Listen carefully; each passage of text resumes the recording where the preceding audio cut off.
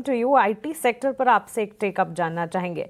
लगभग आईटी की जो मेजर कंपनियां हैं उन्होंने अपने तिमाही नतीजे अब पोस्ट कर दिए हैं एंड स्टैंड क्लियर है। आईटी सेक्टर ने अडेप्टेशन किया है, आर्टिफिशियल इंटेलिजेंस को डेवलप करने की लगातार कोशिश है, नए निवेश हैं, ग्लोबल एनवायरनमेंट अब भी कॉशियस है। बावजूद इसके भारतीय आईटी कंपनियों ने इस तिमाही नंबर्स में सरप्राइज तो किया है।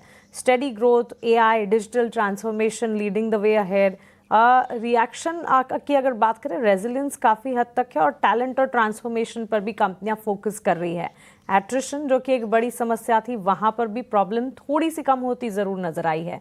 ओवरऑल आईटी सेक्टर में क्या ये कह सकते हैं कि यहाँ से आगे फंडामेंटल्स ठीक ठाक और पॉजिटिव नजर आएंगे?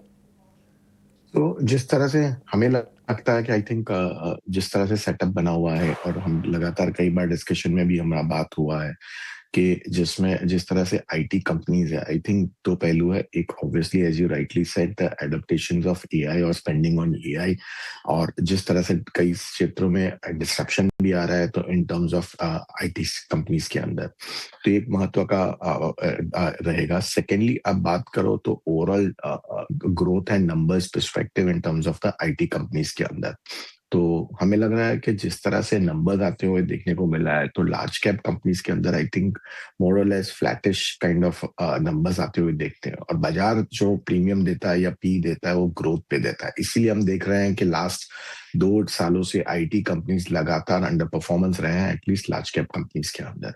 तो प्रेफरेंस हमारा large cap versus mid cap में देखेंगे तो मेरे ख्याल में लगता है कि मिड कैप कंपनीज जहां पे भी नंबर्स आए हैं, 3-4 कंपनीज के नंबर्स बहुत ही अच्छे आए हैं। To start with I think Coforge के नंबर्स काफी स्ट्रॉन्ग नंबर्स थे, टेक महिंद्रा के नंबर्स काफी स्ट्रॉन्ग थे, परसिस्टेंस के नंबर स्ट्रॉन्ग थे, एलटी माइंडट्री के नंबर स्ट्रॉन्ग थे। तो I think entire mid cap universe हम देखे तो जहां पे ग्रोथ भी दिख रहा है और वैल्यूएशंस मेरे ख्याल से ठीक ठाक ही है in terms of if I have to compare last 2 years versus this. तो हमें लग रहा है कि overall IT companies large cap मेरे ख्याल से still we need to take a pause for some, we have to watch के 2 quarters देखे उसके बाद हम बात करें। पर I think overall mid cap companies के अंदर प्लीज एडोप्टेशंस ऑफ एआई के अंदर अपॉर्चुनिटी काफी हद तक बहुत ही बेहतर लग रही है हमें ये लेवल से। In the thought Rahul, and काफ़ी क्लियर है आईटी सेक्टर के लिए, और अच्छा सरप्राइज दिया आईटी सेक्टर ने। म्यूटेड एक्सपेक्टेशंस थी नतीजों की, और हमने देखा भी था पिछली तिमाही से इस तिमाही तक आईटी सेक्टर में वॉलेटिलिटी टूवर्ड्स डाउन साइड भी नजर आई।